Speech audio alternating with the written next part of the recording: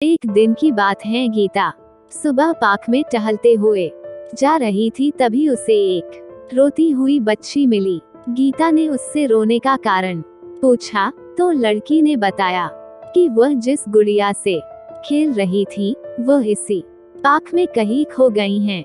गीता ने उस बच्ची को उसकी गुड़िया ढूंढ लाने का आश्वासन दिया, जिससे वह बच्ची चुप हो गई।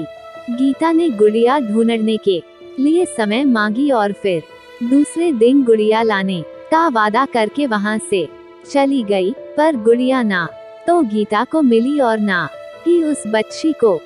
गीता ने गुड़िया की तरफ से एक काल्पनिक पत्र उस बच्ची को लिखी, और जब वह बच्ची पार्क में गुड़िया पाने की आशा में आई तो गीता ने वह पत्र उस बच्ची को पढ़कर सुनाया। पत्र इस प्रकार था: कृपया रोना मत, मैं समय समय पर उस गुड़िया के बारे में तुम्हें लिखती रहूंगी, बस तुम रोना मत।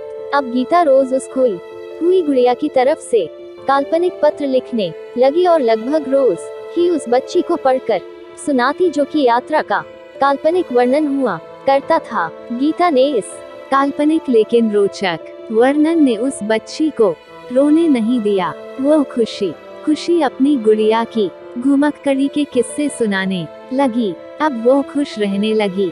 एक दिन जब काफी कहानियां हो गई तो गीता ने एक दूसरे गुड़िया उस बच्ची को लाकर दी। जाहिर है वो गुड़िया बदली हुई थी। उस बच्ची को अपनी खोई हुई पुरानी गुड़िया जैसे नई लगी तो वह गीता की ओर देखने लगी। गीता अनजान बनते हुए गुड़िया में चिपकी एक चिट को निकाल कर पढ़ने लगी। उसमें लिखा हुआ था, यह मैं ही हूँ, तुम्हारी वाली गुड़िया जो पार्क में खो गई थी। दुनिया भर की लंबी यात्रा की वजह से मैं थोड़ी बदल गई हूँ। बच्ची को इस गुड़िया और गीता पर विश्वास हो गया। वह गुड़िया लेकर घर चली गई।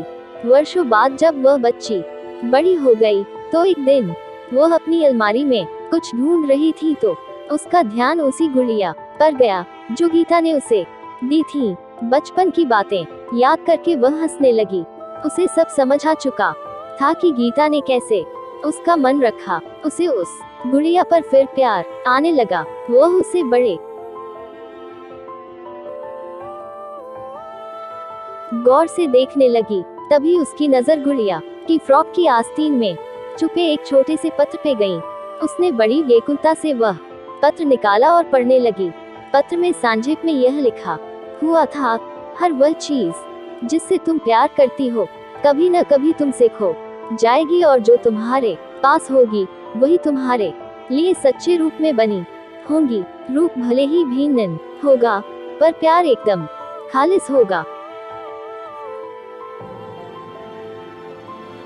कहानी पसंद आए तो लाइक करें और चैनल को सब्सक्राइब करें।